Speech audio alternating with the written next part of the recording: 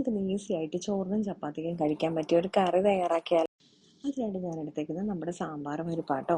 ഇത് നന്നായിട്ടൊന്ന് വെള്ളം ഒഴിച്ച് നമുക്ക് വേവിച്ചെടുക്കണം. ഞാനിപ്പോൾ ഇതൊക്കെ കഴുകി നമ്മുടെ കുക്കറിലേക്ക് ഒന്ന് ഇട്ട് കൊടുത്തതാണേ. ആവശ്യത്തിനുള്ള വെള്ളം ഒഴിച്ച് ഉപ്പും മഞ്ഞപ്പൊടിയും ചേർത്ത് നമുക്ക് വേവിച്ചെടുക്കാം. നമുക്കിത് വേവിക്കാൻ വെക്കുന്ന സമയം കൊണ്ട് നമുക്ക് തേങ്ങയും നല്ല ജീരകവും മഞ്ഞപ്പൊടിയും പച്ചമുളകും ലേശം വെളുത്തുള്ളിയും കൂടെ ചേർത്തിട്ട് ഇതുപോലെ ഒന്ന് അരച്ചെടുക്കാം. ഫൈനായിട്ട് അരയ്ക്കണം എന്നില്ല, ഇതുപോലെ ചെറിയ തരിതരിയായിട്ട് ഒന്ന് അരച്ചെടുത്ത് മാറ്റി വെക്കാം. ഇനി നമുക്ക് പരിപ്പ് വെന്ത് വന്നതിലേക്ക് മത്തങ്ങയും കൂടെ ചേർത്ത് ഒരു വിസിലടുപ്പിച്ചെടുക്കുമ്പോൾ ഇതുപോലെ നല്ലപോലെ ഉടഞ്ഞു കിട്ടും. ഇനി നമ്മുടെ മത്തങ്ങയൊക്കെ നമുക്ക് ഇതിലോട്ട് നന്നായിട്ടൊന്ന് ഉടച്ച് ചേർത്ത് കൊടുക്കണം.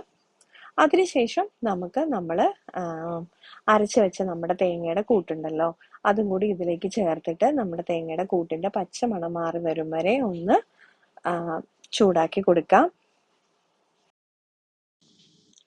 നമുക്കിത് ചൂടായി വരുന്ന സമയം കൊണ്ട് നമുക്ക് കടുകും ഒക്കെ ഒന്ന് പൊട്ടിച്ചെടുക്കാം. കടുകും ചെറിയുള്ളിയും ഉണക്കമുളകും കറിവേപ്പിലയും കൂടെ ഇട്ട് ഞാൻ താളിച്ചതിന് ശേഷം അതിലേക്ക് നമ്മുടെ പരിപ്പ് മത്തങ്ങയും കൂടെ ഉള്ള മിക്സ് ഇതിലേക്ക് ഒന്ന് ഒഴിച്ചു കൊടുത്തിട്ടുണ്ട്. അപ്പൊ ഈസി ആയിട്ട് നമ്മുടെ കറി തയ്യാറാക്കി എടുക്കാം.